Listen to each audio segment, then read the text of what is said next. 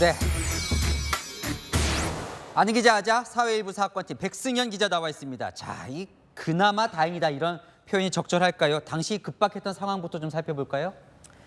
네, 피해 여성이 인근에 있는 친구 집으로 혼자 걸어가고 있었던 건데요. 피해 여성은 계단까지 쫓아온 남성에게 왜 따라오냐고 따져 물었고, 이때 남성이 피해 여성의 목을 조르며 성폭행을 시도했습니다.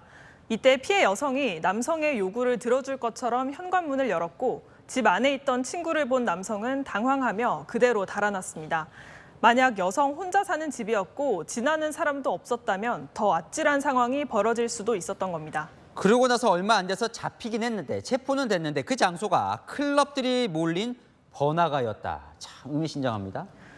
네, 경찰은 신고 4시간 만인 오전 6시 30분에 남성을 붙잡았는데요. 처음 성폭행을 시도한 곳에서 1km, 걸어서 10분이 채 안 되는 홍대 클럽 앞이었습니다.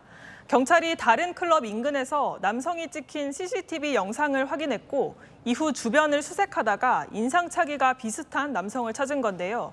남성은 경찰에 추궁해도 자신이 누군지 밝히지 않고 범행 전 CCTV 영상에 대해서도 기억이 안 난다며 발뺌했다고 합니다. 남성은 범행 이후 사람이 붐비는 홍대 클럽 거리를 다시 배회한 건데요. 경찰은 또 다른 범행 대상을 물색하려는 의도였는지 등 구체적인 사건 경위를 조사하고 있습니다. 제가 또라는 표현을 썼는데 이 귀갓길 여성을 노린 범죄가 참 끊이질 않습니다. 네, 늦은 밤이나 이른 아침 혼자 있는 여성들이 범죄의 대상이 되고 있는 겁니다. 대표적으로 최근 국민적 공분을 일으킨 부산 돌려치기 사건이 있는데요.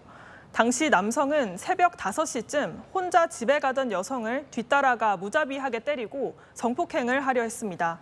지난해 서울 마포구에서 벌어진 사건도 마찬가지인데요. 새벽 시간대 혼자 걸어가는 여성을 15분 동안이나 뒤따라간 뒤 집 안으로 강제로 들어가려다 도망쳤습니다. 남성이 여성을 뒤따라가며 숨었다, 쫓아갔다를 반복하는 CCTV 영상이 공개되기도 했었습니다. 참 그런데 이런 사건의 경우에 뭔가 혐의를 적용하기가 또 쉽지 않더라고요. 이번에는 어떻습니까?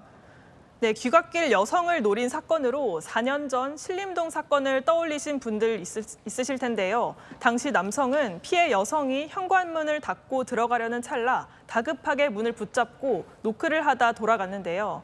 당시 1심 재판부는 강간 의도를 단언하기 어렵다면서 주거침입만 유죄로 판단했습니다. 다만 이번 사건은 이미 현관문 앞에서 피해자를 위협하며 성폭행하려고 했기 때문에 일단 경찰은 주거침입과 강간미수 혐의를 적용한 상태입니다. 네, 잘 들었습니다. 아는 기자 백승현 기자였습니다.